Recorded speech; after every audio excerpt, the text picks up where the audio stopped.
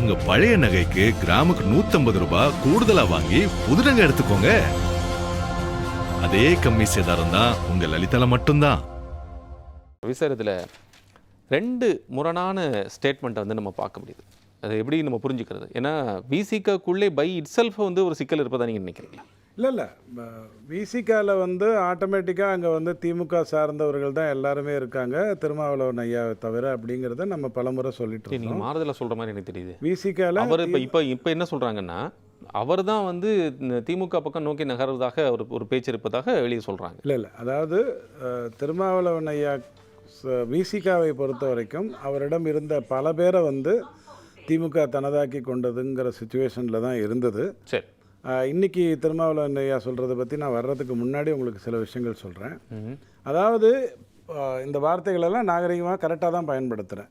அதாவது தமிழ்நாட்டை பொறுத்த வரைக்கும் அதிகார பகிர்வுங்கிறது கிடையாது, கூட்டணிங்கிறது பல்லக்கு தூக்கி தான் அப்படிங்கிறத திமுகவும் அதிமுகவும் நிர்ணயப்படுத்திக்கிட்டாங்க. அதிமுகவை பொறுத்த வரைக்கும் 2016க்கு பிறகு வேற கூட்டணியை எப்படி மதிக்கணும், கூட்டணியை வைத்து எப்படி பண்ணணுங்கிறதெல்லாம் எம்ஜிஆர் அதிமுகவுக்கு ஏற்கனவே பல முறை சொல்லியிருந்தார். இந்த பல்லக்கு தூக்கிகள் இன்றைக்கி வந்து ஒரு அமைச்சரவையில் உட்காந்துட்டாங்க. இந்த மாதிரி வார்த்தைகள் வேணுமா? இல்லை நான் சொல்கிறது ரொம்ப கவனமாக சொல்கிறேன், மீண்டும் அதை பயன்படுத்துறீங்க. பல்லக்கு தூக்குவது என்பது ஒரு உன்னதமான தொழில். இல்லை, அது வேண்டாம். அது இன்னைக்கு நமக்கு அது பயன்படுத்துறது இல்லை. அப்போ இன்னைக்கு நமக்கு பயன்படுத்துறது இல்லை. இல்லை அப்போ இந்த கூட்டணி அமைச்சரவை என்று ஒன்று வரவே கூடாது அப்படிங்கிற ஒரு சிச்சுவேஷனை வந்து திமுக ரொம்ப அழகாக கட்டுப்படுத்தி கொண்டே வந்தது. ஆனால் அது வந்து இங்கே ஆல்ரெடி ஒரு முதல் மாநாட்டிலே தெளிவாக சொல்லிட்டாரு, கூட்டணி அரசு அமைப்போம்னு சொல்லிட்டாரு. அப்படி ஒரு சுச்சுவேஷன் வரும்னு தான் எல்லாருக்கும் தெரிஞ்சது. யாருக்குமே 20 வரும், 60 வரும், 70 வரும், 107 வருங்கிற எண்ணம்லாம் இருந்ததில்லை. அந்த சூழ்நிலையில் நகர்வுகள் இருந்தது. இப்போது வரும்போதே உங்களுக்கு குழப்பம் இருந்தது. அதெல்லாம் நீங்கள் பல முறை பேசியிருப்பீங்க. முதல்ல ஒரு லெட்டர் கொடுக்கறது, பின்னாடி ஒரு லெட்டர் கொடுக்கறது, சொல்லிட்டு தான் வந்தேங்கிறது, வந்துட்டு சொன்னேங்கிறது. ஆனால் நீங்கள் ஒன்று உத்து கவனிச்சிருப்பீங்க, 5:30 மணிக்கு கரெக்டாக திருமாவளவன் ஐயா அறிவிக்கிறாரு, விஜய் அப்போ அங்கே வரணும், அந்த ஆஃபீஸ்க்கு வரணும். வராரான்னு கேட்ட வீடியோலாம் நீங்கள் பார்த்துருப்பீங்க. அவர் வரல, ஆளுநர் மாளிகைக்கு போயிட்டாரு அப்படின்ற தகவலெல்லாம் அந்த வீடியோவில் இருக்கிறது நீங்கள் பார்த்துருப்பீங்க. சரி, அதிமுகவே உடைத்தாவிட்டது அப்படிங்கிற தகவல் வந்த உடனே டக்குன்னு வந்து ரைட் நீங்கள் கொடுக்கலாம் அப்படின்னு யாரோ சொல்ல அந்த ஆதரவுங்கிறத 5:30 மணிக்கு திருமாவளவன் ஐயா கொடுத்தாரு. முதல்ல உங்களுக்கு யாரோங்கிறதையும் நான் சொல்லிடுறேன். முதல்ல கண்டென்ட்டுக்கு வந்துடுவோம், ஏன்னா அது டைவர்ஷன் ஆகிடும். அடிப்படையில் அவர் கம்யூனிஸ்ட் என்ன செய்ய போதோ அப்படி செய்யறேன்னு தானே சொன்னார் முந்தின நாள் ராத்திரி. அடுத்த நாள் காலையிலே கம்யூனிஸ்ட் நாங்கள் போகிறோம்னு சொல்லிட்டாங்களா இல்லையா? எந்த குழப்பமும் இல்லையே. அதற்கு ஐயுஎம்எல் தானே சொல்லாமல் இருந்தாங்க. இந்த 118, 117, 118 யார் இருக்கிறது, 119, 120 யார் இருக்கிறதுங்கிறதெல்லாம் போயிட்டே இருக்கும் பொழுது திருமாவளவன் ஐயா அறிவிக்கிறாரு. அவர் அறிவிக்கிறதுக்கு ஒரு 15 நிமிஷம் முன்னாடியே ஐயுஎம்எல் லெட்டர் கொடுத்துருச்சு, 120 ஆயிடுச்சு. அதிமுக உடைந்ததுங்கிற தகவல் வந்ததுக்கப்புறம் தான் இது நடந்தது. அப்போ இதெல்லாம் ஒரு பக்கம் விட்டுருங்க. இன்றைக்கி அமைச்சரவைக்கு வந்துட்டாங்க. அமைச்சரவைக்கு வந்துட்ட உடனே எனக்கு தெரிஞ்சு நான் தெளிவாக சொல்கிறேன், ஒரு பாமரனாக சொல்கிறேன், பத்திரிகை படிக்கிறவனா மட்டும் சொல்கிறேன், இந்தந்த விஷயங்களெல்லாம் தாவேக்கா முன்னெடுக்கக்கூடாது, இந்தந்த டிவிஎஸ்சி விஷயங்களெல்லாம் எடுக்கக்கூடாது அப்படிங்கிறது திமுகவுடைய எண்ணமாக இருந்து அதிலெல்லாம் கை வைக்கக்கூடிய ஒரு சூழ்நிலை வந்து யாரை வைத்துக்கொண்டு அதெல்லாம் பேச முடியும் அப்படிங்கிற ஒரு சூழ்நிலை வந்து அதனால் ஒரு டபுள் ஸ்டாண்டர்ட் ஓடுதுங்கிறது என்னோட அபிப்பிராயம். இது தமிழகத்தை பொறுத்த வரைக்கும். நம்முடைய பெருவி வந்து தமிழகத்தை பொறுத்து தான். நம்ம அதை பற்றி மட்டும் இல்லை, இன்னொரு ப்ராப்ளம் இருக்கு. இந்தி கூட்டணியில் என்ன ஆச்சு அப்படின்னு சொன்னால், காங்கிரஸ் இல்லாத இந்தி கூட்டணி தான் வேணும்னு சொல்ல 2வது சுற்றுக்கு வருவோம். ஏன்னா ஒரு வரியில் முடிச்சிடுறேன். அது வந்து மமதாவே தோத்து போனதுக்கு அப்புறம் அது நிலைமை மாறி இந்தி கூட்டணி 1, 2ங்கிற மாதிரி ஒரு சூழ்நிலை வந்து இவங்களுக்கு இப்போ 2 பக்கமும் டான்ஸ் ஆட வேண்டிய வந்துருச்சு. எங்கே வந்ததுன்னா, இந்தி கூட்டணியோட மீட்டிங் நடக்குது. மீட்டிங் நடந்த உடனே வெளில வந்த கம்யூனிஸ்டும் சரி விசிகாவும் சரி உங்ககிட்ட என்ன சொல்கிறாங்க, காங்கிரஸிடம் வலியுறுத்தினோம், திமுகவை அதில் சேர்க்க வேண்டும். அதற்கு பிறகு இங்கே வந்தீங்கன்னா திருப்பி நாங்கள் அமைச்சரவையில் இருக்கோம், சோபான்னு சொல்லும்போது எங்களை சொல்லாதீங்க, நாங்கள் முதல்ல ஆர்டர் பண்ணிட்டு இருந்தோங்கிற கதையெல்லாம் பேசப்பட்டு இன்றைக்கி உங்களுக்கு திருமாவளவன் ஐயா சொல்லியிருக்காரு, சார் எல்லாம் ஒன்றாயிட்டிங்கன்னா எங்களுக்கு ரொம்ப சௌரியமாயிடும், பிஜேபி மட்டும் தனியாக விட்டுருவோம், ஏன்னா அது உள்ளே வந்துடும் அப்படின்னு கதை விட்டுட்டு நாம் எல்லாரும் ஒன்றாயிருவோம், தாவேக்காவும் திமுகவுமே ஒன்றா இருந்தால் நல்லது அப்படிங்கிற மாதிரியான ஒரு சிச்சுவேஷனுக்கு கொண்டு வராங்க. இது எதுவுமே இவங்க நிலை மாறியதை உணரலை. டெஸ்ட் மேட்ச் கிரிக்கெட்லேருந்து பெரிய பெரிய பிளேயர்ஸ்லாம் வந்து ஒன் டே விளையாடினாங்க, T20 விளையாடினாங்க. அந்த இந்தியாவை வேறு T20 இந்த இதிலிருந்தும் வந்துட்டு இருக்கிறவங்களும் இப்போ நீங்கள் பார்க்குறீங்க. இந்த டிரான்சிஷனே அவங்க புரிஞ்சுக்கல. இப்போ வந்திருக்கிற இந்த அரசு தாவேகா அரசு அப்படிங்கிறது வந்து தன்னுடைய எழுச்சியின் மூலமாக வந்தது. கூடவே சில வேலைகள் நடந்தது. அது கிறித்துவத்துக்குள்ளே என்ன நடந்திருந்தாலும் அது அவங்க பிரச்சனை. அப்படியே ஒரு தாவேக்கா மேலே வந்துருச்சு. இவர் வருவாருங்கிற எண்ணமே யார் சார் கிறித்துவத்துக்குள்ளே என்ன வார்த்தை சொல்கிறேன்? என்னங்க அது கிறிஸ்துவத்துக்குள்ளே எது நடந்தாலும் பிரச்சனைங்க? என்னது அது வார்த்தை? கிறித்துவத்துக்குள்ளே எது நடந்தாலும் இல்லை, கிறிஸ்துவத்துக்குள்ளே எது நடந்தாலும் பிரச்சனைங்க என்ன பொருளுங்கிற ஸ்டேட்மெண்ட் வேணுமா? ஆமாம், அதுக்கு என்ன பொருள் அதை சொல்லுங்க. நேராக சொல்லிடுறேன். ஒரு தொகுதியிலையும் 6000 ஜப வீடு, 60 தேவாலயங்கள் தன்னுடைய வேலையை 30-40 வருடமா தொடர்ந்து செய்து கொண்டு வந்து என்ன 60 விஜய் அப்படிங்கிற ஒரு விஷயம் வந்த உடனே விஜய் ஆதரவு தெரிவிச்சா அது ஈஸி ஆயிடும்னு நேர்மையா நினைச்சு அதை வந்து கன்வெர்ட் பண்ணுச்சு. நீங்க வந்து இல்ல இது போன்ற தவறான கருத்துக்களை சொல்லுங்க. எங்க சொல்றீங்க 6000 ஜப வீடு எங்க இருக்குது? எதை பத்தி சொல்றீங்க நீங்க? எனக்கு ஒண்ணு பண்ணுங்க, சொல்லுங்க. ஏதாவது ஒரு தொகுதியின் பெயரை சொல்லுங்க. 3 நாள் டைம் கொடுங்க. டி நகர் தொகுதி எடுத்துக்கங்க. டி நகர் வந்து திமுகவுடைய கோட்டை சார். கொஞ்சம் நீங்க என்ன ஏதாவது செமி அர்பன் குள்ள டி நகர் தொகுதி எடுத்துங்க, சொல்லுங்க பார்க்கலாம். எங்க 6000 ஜப வீடு 6000 கோயில் என்ன ஒரு மதச்சாயம் பூசி பண்ணிட்டு இருக்காங்க? ஒரு நிமிஷம் சார், இந்த மாதிரி மதவெறி உண்டு பண்ணிட்டு மதச்சாயம் பேசிட்டு தேவையில்லை. ஐயா, நீங்க பண்ண மதவெறி எல்லாம் உலகத்துக்கே தெரியும். அது வந்து காங்கிரஸ் என்றால் முஸ்லிம் பார்ட்டி, முஸ்லிம் என்றால் காங்கிரஸ் பார்ட்டின்னு பேசின ஆட்கள் நீங்க. இல்ல சார், இல்ல இப்ப நாம அந்த கதைகளே என்கிட்ட வர இல்ல இது பொருளுக்கு நான் பேசிக்கிட்டு இருக்கேன். உங்ககிட்ட மேட்டர் இருந்தா பேசுங்க, மீட்டர் இருந்தா பேசுங்க. சார் இல்ல நம்ம இது என்ன தாவேகா வந்து டிபேட் என்ன டிபேட் எப்படி இவர் என்ன சொல்றாரு? மதச்சாயம் பூசி பேசுறாரு, கிறிஸ்துவன்னு சொல்றாரு. என்ன சார் அடுத்த 15 நிமிஷம் நீங்க பேசணும், கோட தாண்டாம நீங்க பாத்துக்கணும் சார். அடுத்த 15 நிமிஷம் நீங்க பேசணும், கோட தாண்டாம பாத்துக்கணும். எதுங்க? அடுத்த 15 நிமிஷம் நீங்க பேசுவீங்க இல்லையா? அப்ப கோட தாண்டாம பாத்துக்கணும். கோட போட்டீங்கன்னா நம்ம பேசுறோம். நீங்க என்ன பேச்சு பேசுறீங்க? நான் வரேன். என்ன பேசுறீங்க? அது சரியான பிரயோகமா நீங்க பேசுனது? இப்போ ஒரு குறிப்பிட்ட மதத்தை சார்ந்து இருக்கக்கூடிய விஷயத்தை நீங்க சொல்லிவிட்டு போகின்ற போது அது அஃபண்ட் ஆகும் தெரியுமா தெரியாத உங்களுக்கு? பாருங்க, எனக்கு டிஃபென்ஸுக்கும் வேலை இல்லை, அஃபென்ஸுக்கும் வேலை இல்லை. எனக்கு தெரிந்ததை நான் உங்ககிட்ட எடுத்து அது தெரிஞ்ச அரைகுறையா தெரிஞ்சுக்க சார். திமுகவை சார்ந்தவர்கள் திமுகவே இதை வந்து வெறும் ஒரு ஆக்டோபஸ் முறையில் வந்தது, மின்வெளியால் வந்ததுன்னெலாம் பேசிகிட்டு இருக்கும்போது இல்லை, ஒரு உணர்வு வந்து தெள்ள தெளிவாக ஓடிக்கொண்டிருந்தது. அதை கரெக்டாக விஜய்ங்கிற ஒரு உள்ள வரும்போது மேலே வந்தாச்சு. தலைவா படுத்தும் போதே அவரால் நீங்கள் ஒரு யுனானிமஸாக எலெக்ட் ஆகிருக்கக்கூடிய ஒரு லீடருக்கு வந்து இந்த மதத்திலிருந்து அவருக்கு ஒரு அடையாளம் கொடுக்கப்பட்டிருக்கு, அதனால அவர் வந்து வந்திருக்கு அப்படின்னு சொல்றது எந்த வழியில் சார்? 108 தொகுதியில் நான் ஒரு வரி சொல்றேன். 108 தொகுதியில் ஜெயிச்சிருக்காங்க. நீங்கள் கேட்ட விவாதத்தினுடைய மைய புள்ளியே எங்க வருதுன்னா, நாம் மே 9ஆம் தேதியிலிருந்து பல விவாதங்களில் சொல்லியிருக்கிற விஷயம்தான். கம்யூனிஸ்ட் ஆதரவு கொடுத்துட்டாங்க, ஐயுஎம்எல் ஆதரவு கொடுத்துட்டாங்க, விசிக்கு ஆதரவு கொடுத்துட்டாங்க, அமமுகலேருந்து ஒருத்தரை கூட்டிகிட்டு போய் பாண்டிச்சேரியில் வச்சுட்டு திருப்பி கூட்டிகிட்டு வந்துட்டோன்ட்டு அதோட நிறுத்திக்காதீங்க.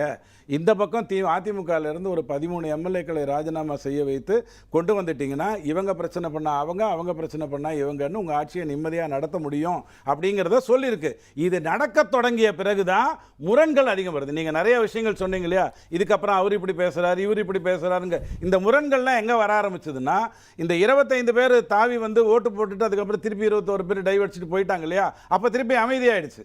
அதற்கப்புறம் 4 பேர் வர்றாங்க, 6 பேர் வர்றாங்க, 8 பேர் வர்றாங்கங்கிற ஒரு சிச்சுவேஷன் வந்த உடனே இந்த கூட்டணியில் இருக்கக்கூடியவர்கள், அதாவது திமுகவில் ஒரு கால், தாவேகால ஒரு கால்னு வைத்து கொண்டிருந்து வந்திருந்தவங்க, அங்கிருந்து வருவதற்கான முயற்சி எடுத்துட்டு இருந்தவங்க விதவிதமாக பேசுவதுங்கிறது அதுக்கப்புறம் தான் வந்தது.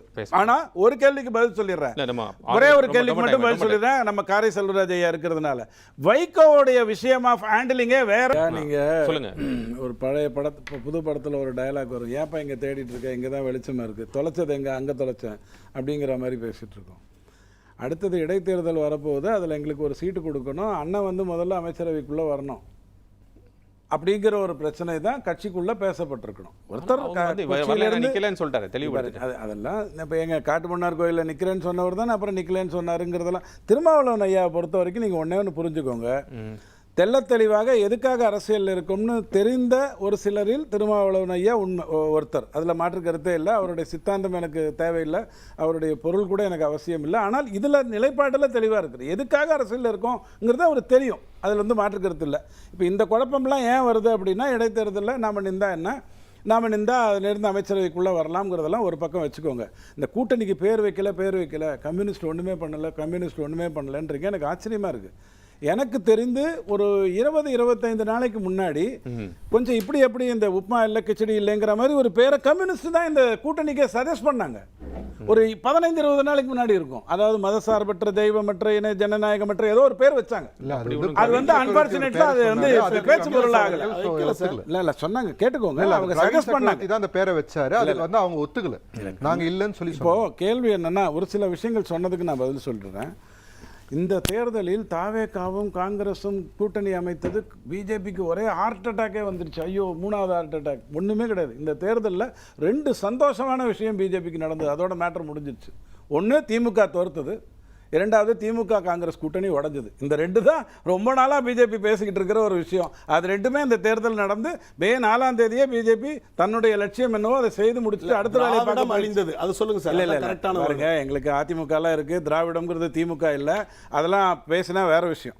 இப்போ கேள்வி என்ன, கொள்கை கூட்டணி கொள்கை கூட்டணின்னு சொன்னது. இப்போ கூட்டணி வேற கூட்டாட்சி வேற அப்படின்னா என்ன அர்த்தம்?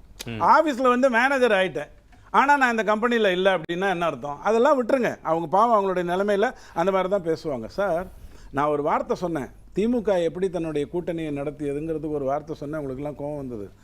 64 வருடங்களாக ஐயுஎம்எல் வந்து திமுகவோட இருக்குது சார். அதில் 2 முறையோ 3 முறையோ தான் அவங்க வெளில போயிட்டு உள்ளே வந்திருக்காங்க. அவர் வந்து ஒரு ஸ்டேட்மெண்ட் விடுறாரு சார், எங்கள் ஆஃபீஸுக்கு இது வரைக்கும் சிஎம் வந்ததே இல்லை.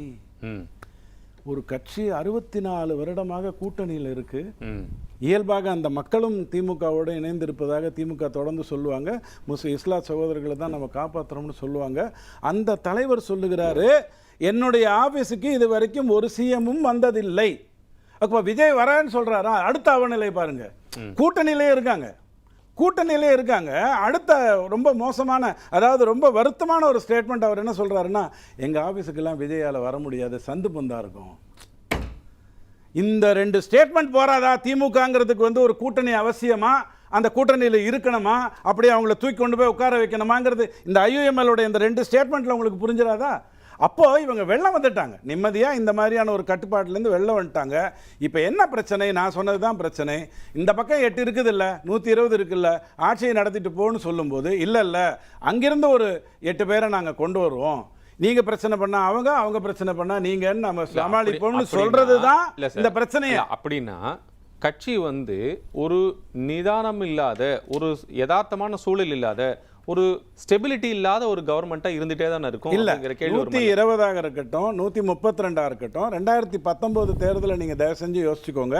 தமிழக வாக்காளர்கள் அவ்வளவு புத்திசாலிகள். 2019 திமுகவுக்கு 3 லட்சம் வாக்கு, 4 லட்சம் வாக்கு விக்டரி மார்ஜின்ல ஓட்டு போட்டுட்டு அந்த 22 தொகுதியில மட்டும் கரெக்டா ஓட்டு போடுறாங்க. ஓகே, அந்த டைம்ல யாரெல்லாம் எந்த உள்ளடிக்க வேலையெல்லாம் பண்ணாங்கிறது வேற விஷயம். அது 13-9ங்கிற அடிப்படையில் முடிஞ்சது. அப்ப கூட ஆட்சி கவி இல்லை. ஏன்னா காரணம் என்னன்னா, கண்டிப்பா ஒருத்தன் ஒரு எம்எல்ஏ ராஜினாமா பண்ண மாட்டாங்க சார். வேற வழி வாய்ப்பே இல்லை, இனி நான் உருப்படவே போறது இல்லை அப்படிங்கிற மாதிரி எல்லாம் யாருமே யோசிக்க மாட்டாங்க. இந்த 5 வருடம் நான் என்ன தொகுதிக்கோ செய்துட்டு போகணும் தான் வருவாங்க. அப்புறம் இன்னொன்று என்ன சொன்னாரு, திருமாவளவன் ஐயா சொன்னதுல ஒரு ஸ்டேட்மெண்ட்டை பாதி சொன்னார். அதாவது பாஜக இருக்கும் கூட்டணியில் நாங்கள் வரமாட்டோம் என்று யாருக்கு சொன்னார்? அதிமுகவுக்கு சொன்னார். அவர் அப்படி சொல்லல, பாஜக இருக்கும் கூட்டணியிலும் பாமக இருக்கும் கூட்டணியிலும் நான் இருக்க மாட்டேன் அப்படிதான் அவர் சொன்னார். அவர் சொன்னது இல்ல, திரு பூபேஜி என்ன சொன்னார்னா, நீங்க பாஜகவுடன் கூட்டணியில் இருந்தால் அது உங்க கட்சிக்கு ஆபத்து என்று அவர் அப்ப சொன்னார். அது அதிமுக சொன்னார். இல்லைங்க, அதை சொன்னீங்களா? அதை தான் நீங்க சொன்னீங்களான்னு கேட்டேன். இல்ல ஆனா அதுல வந்து ஒரு அதிமுகவோட நிலைப்பாட்டை தான் அவர் அதை தான் நீங்க குறிப்பிட்டீங்க. பரந்துபட்ட பார்வை அப்படிங்கிறது தான் விளக்கணும். இல்லைங்க, நான் வந்து அந்த ஸ்டேட்மெண்ட்டுக்குள்ள போய் அதை நியாயப்படுத்த மாட்டேன். எனக்கு பாகுபலி 1, 2 ரெண்டுத்தையும் நான் பார்த்திருக்கேன். அவர் சொன்னது பாஜக இருக்கும் கூட்டணியில் இருக்க மாட்டேன், பாமக இருக்கும் கூட்டணியில் இருக்க மாட்டேன், பாமகவில் இருக்கும் கூட்டணிக்கு இருக்க மாட்டேன்னு சொன்னது திமுகவுக்கு, பாஜக இருக்கும் கூட்டணியில் இருக்க மாட்டேன்னு சொன்னது அதிமுகவுக்கு. அங்கிருந்தே அவருடைய நிலைப்பாடு வந்து மாறி மாறி வந்துட்டு இருந்ததுங்கிறத நாம சார் ஒண்ணும் இல்லை சார். இந்த 4-5 மீட்டர் என்ன சொல்லிட்டாங்க, பதில் சொல்லணும் சார். இந்த பக்கம் தீய சக்தி இருக்கும் சார், இந்த பக்கம் தூய சக்தி இருக்கும் சார், நடுவில் நான் போய் இப்படி நிற்பேன் சார். என்ன சார் கதை இது? ஒன்னா தீ வந்து தூய அழிச்சிடும், இல்லை தூய் வந்து தீயை அழிக்கணும். ரெண்டுத்துல ஏதோ ஒரு நல்லது நடக்கணும். ஆனால் ரெண்டுத்துக்கும் நடுவில் இவர் இருப்பாராமா. அப்படியெல்லாம் மொழிபெயர்க்காதீர்கள். திருமாவளவன் ஐயா அப்படியெல்லாம் சொல்லணுங்கிற அடிப்படைக்குள்ள வரவே இல்லை. அவருடைய பிரச்சனையே என்னன்னா, 5 வருடமாக திமுக செய்த பல தவறுகளுக்கு அவர் தான் வந்து பேசிக்கிட்டே இருந்தாரு. வழக்கமா நீங்க பயன்படுத்துற வார்த்தையை பயன்படுத்துற முட்டு கொடுத்துக்கிட்டே இருந்தாரு. அந்த ஒரே கவனமா பேசுங்க. முட்டு கொடுக்கலாம் நான் பேசவே மாட்டேன். அவங்க சொல்லிட்டேன். வேண்டாம் சொல்றேன். அதாவது அவங்க செய்த அத்தனை தவறுகளையும் நியாயப்படுத்த வேண்டிய வார்த்தைகளை தருமாவளவன் ஐயா தான் பண்ணிட்டு இருந்தாரு. அந்த குற்ற உணர்வுல இருந்து அவர் வெளில வந்தாரு. சார் ஒண்ணே ஒன்று கேட்கிறேன், அது என்ன சார், ஒரு அமைச்சர் வந்து இன்னொரு இடத்துல போய் ஆய்வு செய்யக்கூடாது, அதானே உங்களுடைய கருத்து? நடுவில் அவர் சொன்னதுக்காக பதில் சொல்லிடுறேன். அப்போ அமைச்சர்களுக்கு எதுக்கு மாவட்டம் கொடுக்குறீங்க? அவர் மாவட்டத்துல போய் என்ன பண்ணுவாரு? அல்ல, பிரச்சனை ஆய்வு பண்ணதுல இல்லன்னு சொன்னா, ஆய்வு பண்ணதுல பிரச்சனை இல்ல, அந்த அவர் விஷயத்தை கேள்வி கேட்ட முன்வைத்தது எல்லாம் பிரச்சனை. பாருங்க, அதுக்குள்ள நான் வரல. அது இப்ப நிறைய பேர் பேசிட்டாங்க, நீங்களும் பேசியிருப்பீங்க. நான் ஒரு அமைச்சர், இந்த நாட்டினுடைய ஒரு அமைச்சர். நான் வந்து இதை மட்டும்தான் பார்க்க வேண்டும் என்ன சொல்றதாக இருந்ததுன்னா, ஒரு கட்சி வந்து ஒரு மாவட்டத்துக்கு ஒரு அமைச்சரை பொறுப்புல கொடுக்க கூடாது. என்ன பொறுப்புல கொடுத்துருக்கு? தொண்டர்கள் எல்லாம் இழுத்துக்கிட்டு வான்னு கொடுத்துருக்கா? கிடையாது. அப்ப அங்க போய் நீ கும்மிடி பூண்டியில வெறும் பினான்ஸ் மட்டும் பாரு, நீ இந்த இடத்துல போய் இதை மட்டும் பாருன்னு சொல்றது இல்ல.